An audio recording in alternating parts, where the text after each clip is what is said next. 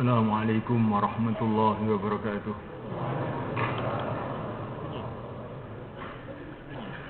Innal hamdalillah nasta'inuhu wa nastaghfiruh wa nu'minu bihi wa natawakkalu alayhi wa na'udzu bihi min shururi anfusina min sayyiati a'malina. من يهديه الله فلا مضل له ومن يضلل فلا هادي له أشهد أن لا إله إلا الله وحده لا شريك له وأشهد أن سيدنا ومولانا وحبيبنا محمدا عبده ورسوله اللهم صل وسلم وبارك عليه وعلى آله وأصحابه والتابعين لهم بإحسان إلى يوم الدين أما بعد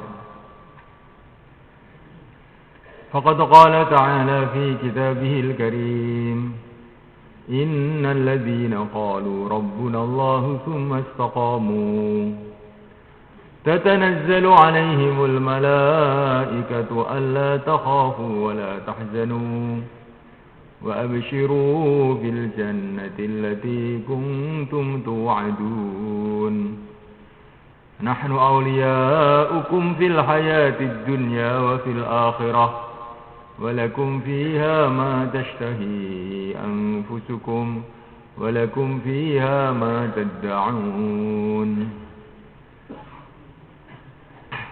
نزلا من غفور رحيم ومن أحسن قولا ممن دعا إلى الله وعمل صالحا وقال إنني من المسلمين. Hadirin muliakan Allah SWT.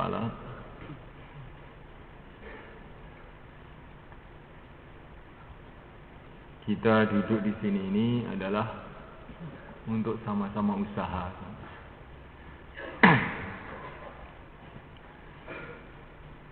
Yang mendengarkan usaha, yang berbicara pun usaha.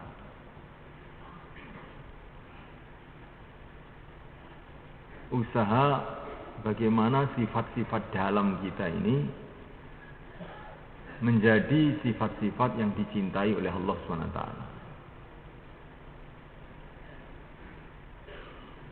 Dan usaha bagaimana amalan-amalan kita yang zahir pun amalan yang dicintai oleh Allah SWT. Amalan-amalan yang zahir saja, walaupun bagaimana bagusnya,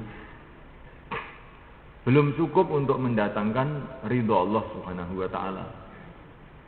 Belum cukup untuk mendatangkan nusratullah ghaibiyah kepada kita.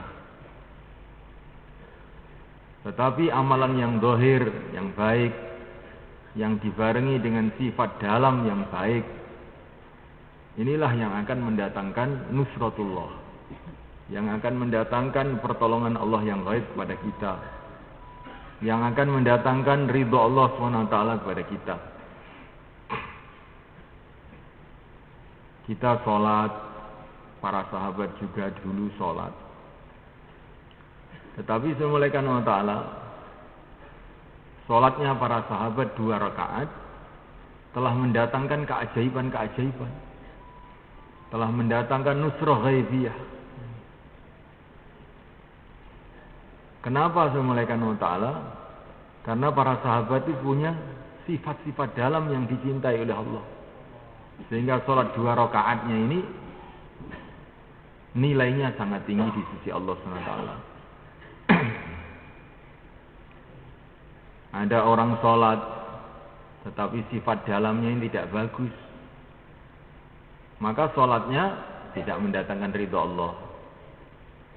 Wa idza qamu ila sholati qamu kusala yura'una an-nasa wa la yadhkuruna Allah illa qalila. Ada orang yang sholat tetapi Allah tidak suka. Karena apa? Sholatnya dengan malas. Sholat juga tapi dengan malas. Menghadap kepada Allah penguasa alam semesta dengan malas, bagaimana akan diterima? Jadi sudah mulaikan Allah SWT, para sahabat sholat, kita sholat. Tetapi sifat dalamnya ini yang berbeda.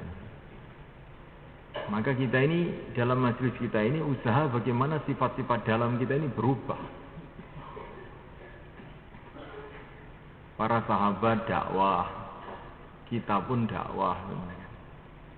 Tapi dulu para sahabat ini dakwahnya dahsyat sekali. Mereka bergerak, di mana saja mereka bergerak, di mana saja mereka datang, maka langsung berbondong-bondong manusia masuk Islam. Hadirin dimuliakan Allah Subhanahu wa taala. Maka kita renungi kita ini sekarang. Dakwahnya serupa, tapi sifat dalamnya ini yang tidak serupa. Nah, mulaikan Allah Ta'ala, agama diturunkan oleh Allah bukanlah hanya untuk para sahabat. Agama ini diturunkan oleh Allah SWT untuk seluruh umat sampai hari kiamat. Maknanya bahwa umat yang sekarang ini pun kalau mereka mau bermujahadah, mau berusaha dengan sungguh-sungguh, maka dengan izin Allah, dengan pertolongan Allah, mereka pun bisa mendapatkan peningkatan-peningkatan sifat ini. Sebagaimana yang dikatakan oleh baginda Nabi sallallahu alaihi wasallam, la yalqayanna ibnu maryam rijalan hum mithlukum aw khairun minkum. Nanti ketika Nabi Isa ibnu Maryam turun ke dunia lagi menjelang hari kiamat, maka dia akan menemukan orang-orang yang seperti kamu. Seperti para sahabat. Nabi Isa akan menemukan orang-orang yang seperti para sahabat. Padahal ini zaman sudah akhir menjelang kiamat, tapi masih ada orang yang seperti para sahabat. Maknanya semulaikan Allah Ta'ala belum tertutup. Jalan untuk meningkatkan rohani kita ini belum tertutup. Walaupun zaman sekarang ini sudah zaman tidak karu-karuan, tapi belum tertutup. Cuman masalahnya kita ini tidak mengkonsentrasikan pikir kita dan usaha kita atas perkara ini.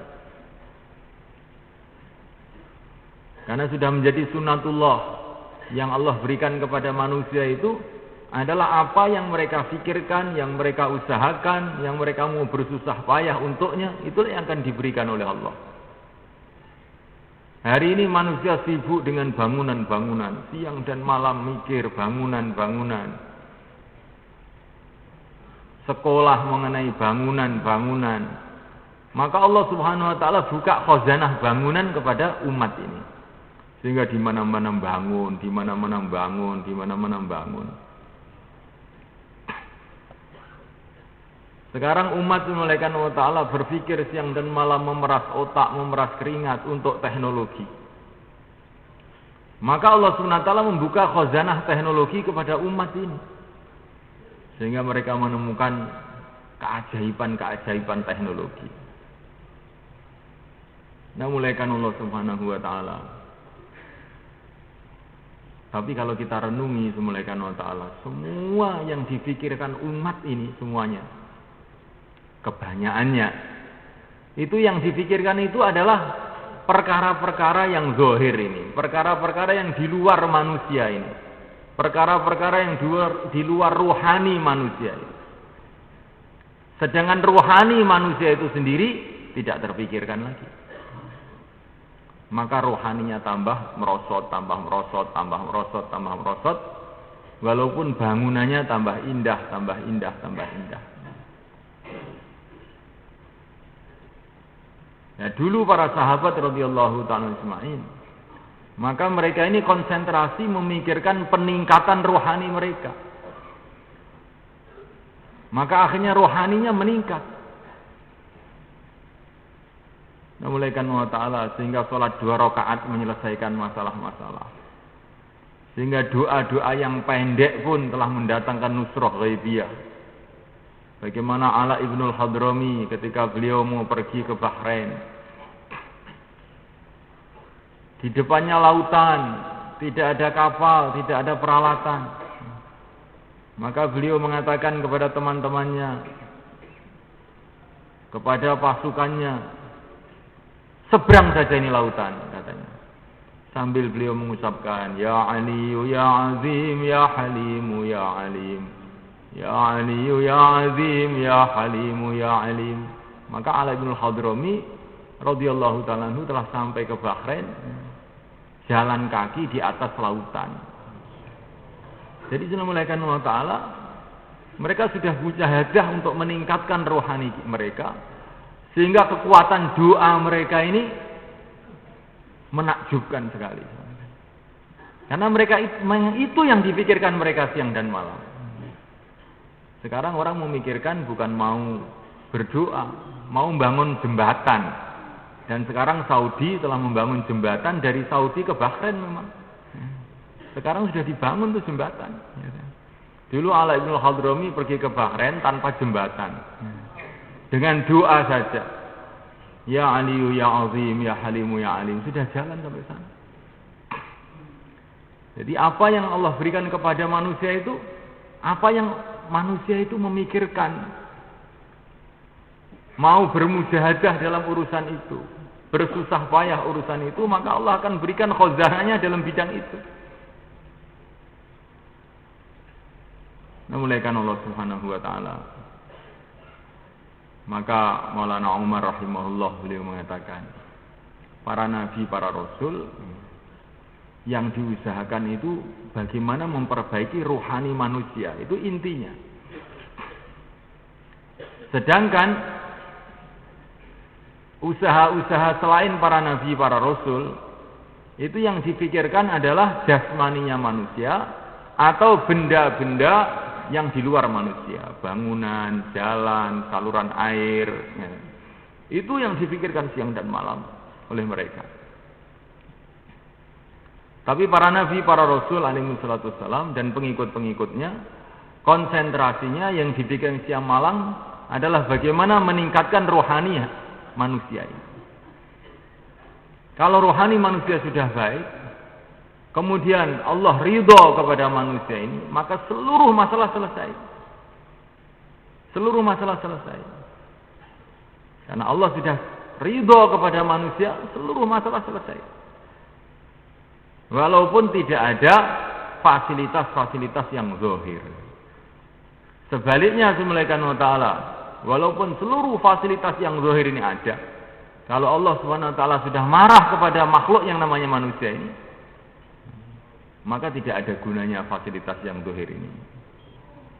Apakah kekayaan Qarun bisa menyelamatkannya? Apakah kekuasaan Fir'aun bisa menyelamatkannya? Apakah kerajaan Namrud bisa menyelamatkannya? Tidak bisa apa-apa. Maka para nabi, para rasul fokusnya bagaimana rohani manusianya. Bagaimana rohani manusia itu mengandungi sifat-sifat, punya sifat-sifat yang dicintai oleh Allah. Kalau sudah dicintai oleh Allah, maka dia pergi kemana saja dibela oleh Allah SWT. Pada di zaman mana saja dia akan dibela oleh Allah SWT.